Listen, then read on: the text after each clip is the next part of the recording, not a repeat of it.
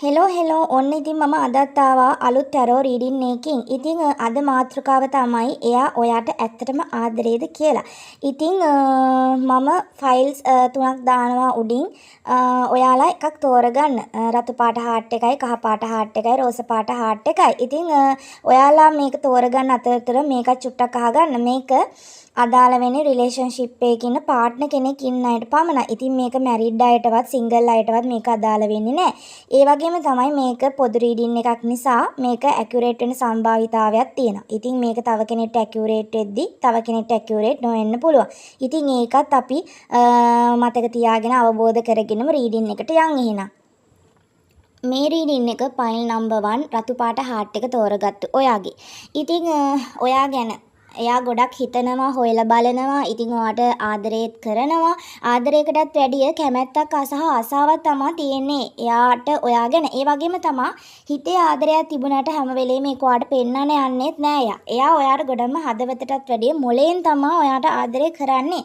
ඉතින් අවංක ආදරයක් තියෙනවා. නමුත් අර ලොකුවට බැඳීමක් කියලා එකක් ඔයා වෙනුවෙන් පෙන්නන්නේ නැහැ මට. එහෙනම් ඔයාගේ ෆයිල් 1 රීඩින් එක ඉවරයි. අපි යමු ෆයිල් 2 කහ පාට හાર્ට් එකට යමු.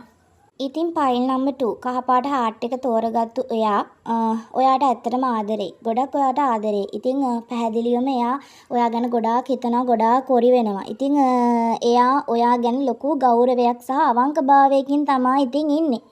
ඉතින් ඔයාට ගොඩාක් ආදරේ.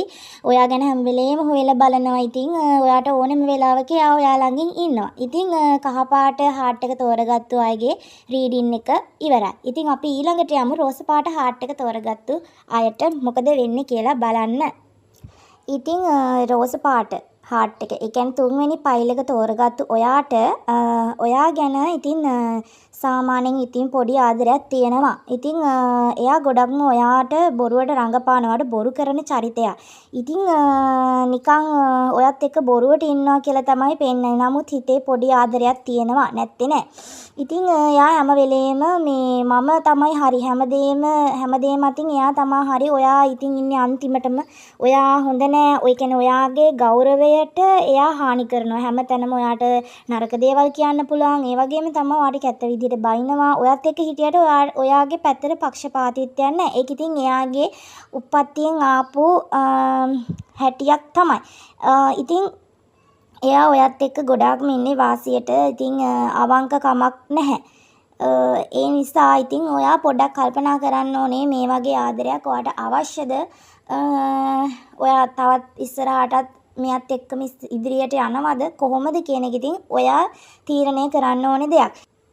ඉතින් මම හිතනවා අද එයා ඔයාට ඇත්තටම ආදරේයිද නැද්ද කියලා ඔයා දැනගන්න ඇති කියලා. ඉතින් මම තවත් අලුත් රීඩින්ස් වලින් එනකන් මාව ෆලෝ කරලා තියාගන්න. එතකොට ඕගලන්ට තව රීඩින්ස් බලන්න පුළුවන්. ඒ වගේම තමයි ඕගොල්ලෝ මේ වීඩියෝ එකත් ලයික් කරන්න, කමෙන්ට් කරන්න, ෂෙයා කරන්න. ඉතින් සුබ දවසක් කියලා මම ප්‍රාර්ථනා කරනවා. එහෙනම් පරිස්සමෙන් ඉන්න බුත්සරණයි. තවත් රීඩින් එකකින් මම එනවා ඔයාලව බලන්න.